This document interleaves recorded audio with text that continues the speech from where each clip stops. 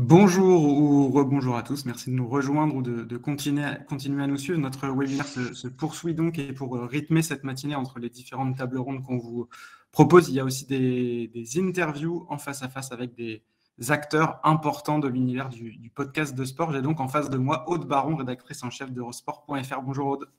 Bonjour Alexis, bonjour à tous et toutes. Et merci beaucoup d'avoir accepté notre invitation. C'est un plaisir de vous accueillir et de mieux comprendre quel rôle joue le podcast dans la stratégie globale d'Eurosport.fr. Juste avant d'évoquer tous ces sujets passionnants, je voudrais préciser et rappeler à ceux qui nous écoutent qu'ils peuvent interagir via l'onglet chat.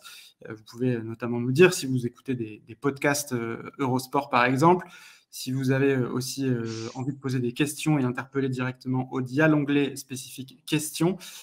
Aude, pour commencer, est-ce qu'on peut présenter rapidement Eurosport.fr et surtout la gamme de podcasts que vous proposez, qui est assez imposante. 18 podcasts natifs produits jusque-là, dont 12 actifs à ce jour. C'est vraiment très important. Et on fera ensuite un focus sur certains de ces podcasts.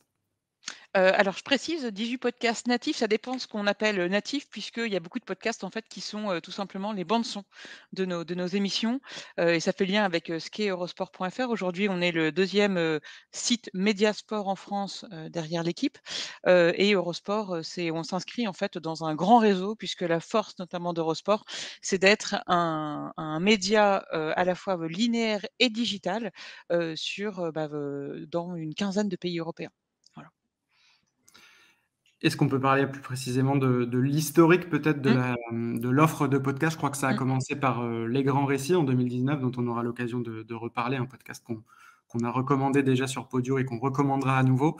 Et ensuite, je crois que la période Covid en 2020 a aussi incité à développer un peu plus le podcast et certains formats.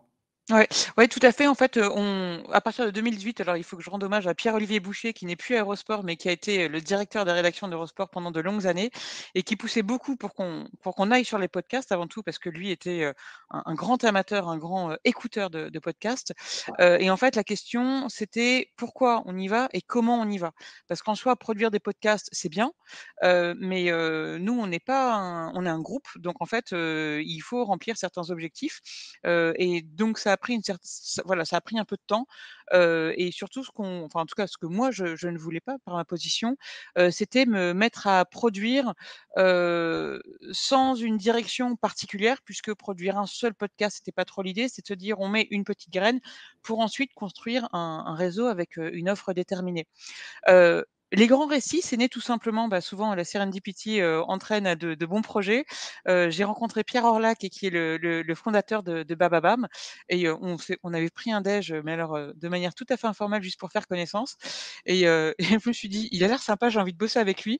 On a réfléchi à un projet et en fait, c'est venu assez naturellement. On avait le format Les Grands Récits qui a été, créé par, Laurent Vergne et Maxime Dupuis, qui sont, 2 grandes plumes d'Eurosport France. Et en fait, ce sont des récits écrits initialement, qui sont publiés chaque semaine sur les sites. Quand je dis c'est des récits écrits, c'est grand sur le fond et la forme puisque, la lecture prend environ 20 minutes.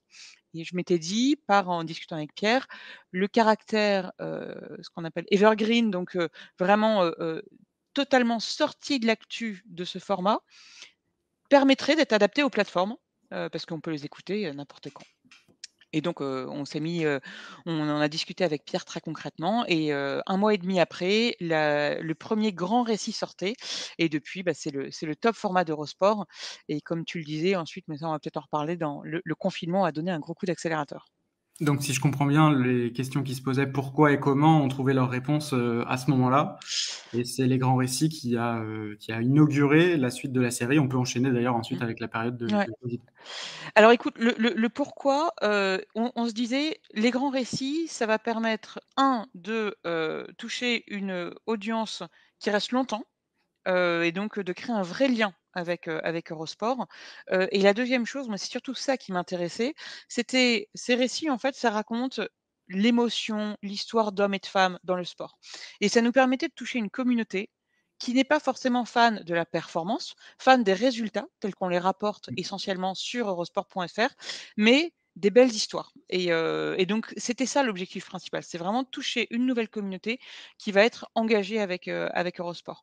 Et ensuite en fait, bah, pendant le confinement, comme, j'imagine beaucoup de médias, on s'est retrouvés tous chez nous et en fait on a donné un énorme coup d'accélérateur parce qu'on s'est retrouvés d'une part avec une éditoriale à totalement, remettre en place, et puis, il y a eu une double conjonction. D'une part, comme on était tous chez nous, on s'est tous équipés et nous n'avions plus ce qu'on voyait à l'époque comme une contrainte studio d'enregistrement, vidéo, et on s'est dit que de chez nous, avec, ces jolis petits casques, ben, on pouvait tout simplement tourner nos émissions en podcast et les émissions, on les a tournées en visio, en fait, hein, tout simplement. Et la deuxième chose, c'est que, beaucoup de commentateurs comme à l'époque, alors le site, à l'époque du confinement, a continué de tourner. En revanche, souvenez-vous, il y a 2 ans, le sport s'est arrêté, donc nos droits aussi se sont arrêtés, et beaucoup de commentateurs se sont retrouvés, bah, sans boulot. Alors sans boulot du côté du commentaire, mais on s'est réorganisé et certains ont pris en charge justement des émissions. Alors là on parle de podcasts, mais moi j'appelle ça des vodcasts puisqu'ils sont à la fois en vidéo et en podcast et c'était une super opportunité à la fois pour créer de nouveaux formats, vidéo et audio et puis créer une synergie entre les équipes digitales et linéaires et maintenant d'ailleurs on bosse vraiment tous ensemble. Oui, c'est ce que j'allais dire, c'est le podcast, c'est aussi l'endroit où se retrouvent les équipes d'Eurosport.fr et les équipes d'Eurosport, la chaîne de télé, journalistes et même certains consultants qui viennent incarner des podcasts, Mmh. sur votre site. Ouais, absolument. Alors j'irai au-delà du podcast, c'est vraiment, vidéo et podcast. Parce Mmh. qu'en fait, nous, notre objectif, c'est, on fait rarement un format, sauf peut-être l'écrit, mais sinon dès qu'on fait de l'audio ou de la vidéo, l'objectif, c'est vraiment d'être multiplateforme.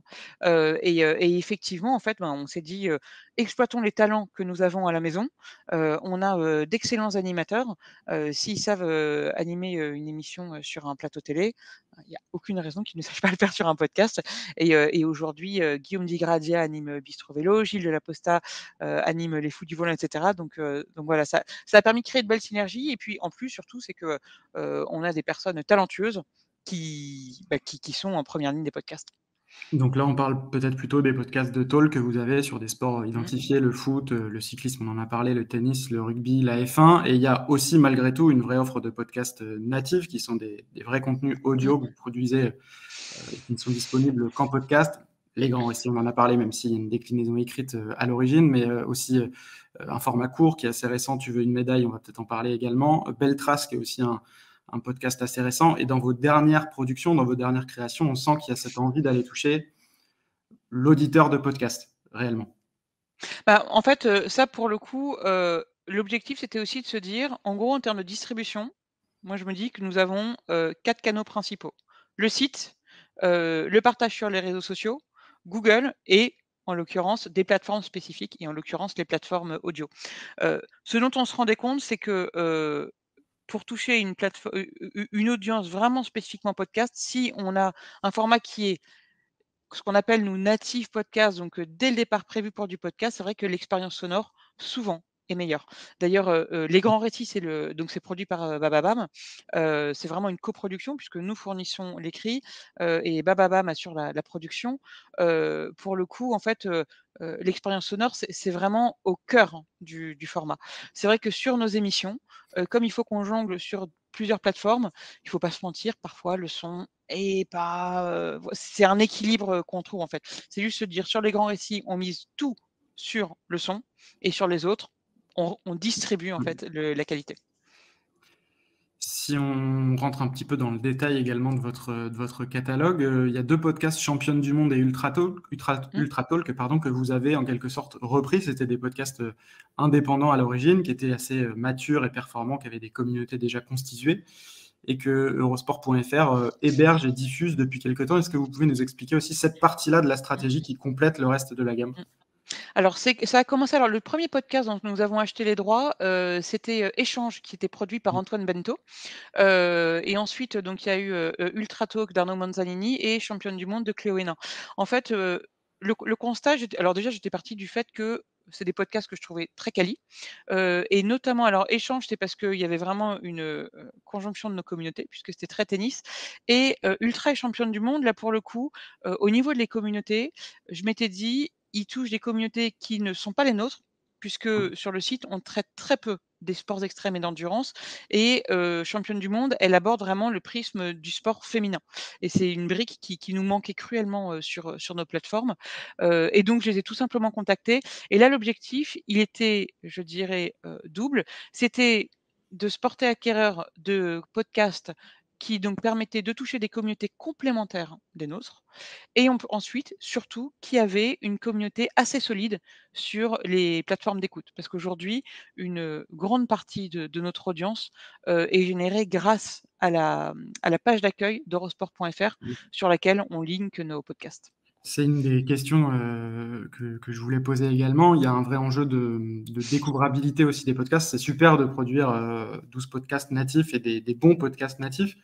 Encore faut-il aller les découvrir. Comment vous travaillez justement cet aspect-là? Comment vous faites en sorte, comment vous amplifiez la diffusion de vos podcasts? Mmh.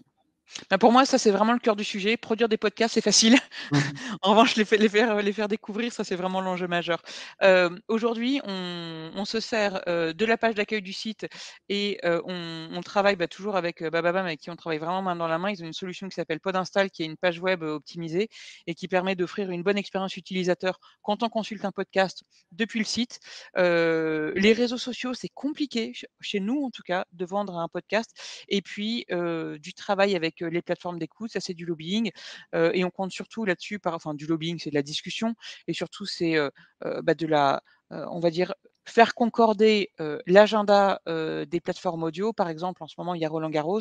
Bon, bah, on a vu que plusieurs plateformes, dont Spotify et Apple, avaient fait une mise en avant de notre podcast Deep Impact en valorisant, Arnaud Di Pasquale et ça, c'est sûr que quand on a une incarnation majeure, comme Arnaud, les plateformes, on sait qu'elles apprécient notre podcast, La Stream Team, qui est le podcast animé par, Martin Mosnier et Maxime Dupuis.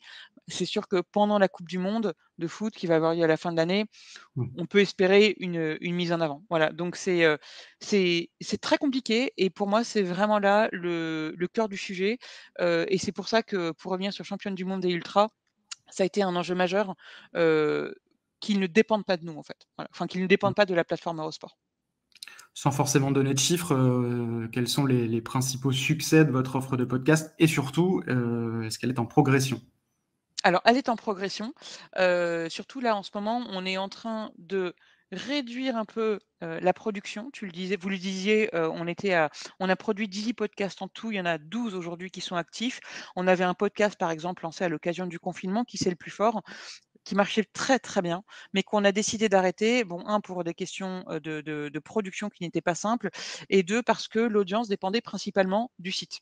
Donc on s'est dit, «C'est super d'avoir une forte audience, mais en fait, c'est pas complémentaire au niveau des communautés qu'on peut toucher». Et puis, et au niveau donc des top, formats, on va dire, les grands récits, c'est le métronome, c'est le succès, avec vraiment une bonne répartition, de notre audience. Ben, c'est pas très étonnant, c'est le podcast sur lequel on a le plus investi à la fois sur le fond, la forme et la distribution. Ultrato, qui est championne du monde, sont aussi très, très réguliers. Et puis les autres podcasts, disons que ce sont des podcasts saisonniers, qui s'arrêtent notamment pendant les vacances, pendant les vacances d'hiver, puisque les saisons de sport, s'arrêtent à ce moment-là. Mais les Fous du volant et la Stream Team, ça, c'est vraiment des podcasts aussi, qui marchent très, très fort. Il Quand est je dis très 11h. fort, c'est que c'est, voilà, c'est plusieurs, dizaines de milliers d'écoutes à chaque fois. Il est 11h17, on va passer dans un instant à la table ronde, mais j'ai encore 2 questions dans le chat à vous poser et une dernière un peu plus, globale. Dans le chat, il y a Alexandre qui nous demande si, vous, alors j'imagine les podcasts d'Eurosport ont déjà parlé de paratennis, de tennis fauteuil et j'enchaîne avec la deuxième question de Paul Adrien. Réfléchissez-vous à élargir l'offre de podcasts sur d'autres catégories couvertes aujourd'hui par Eurosport à l'écrit, mais pas encore en audio?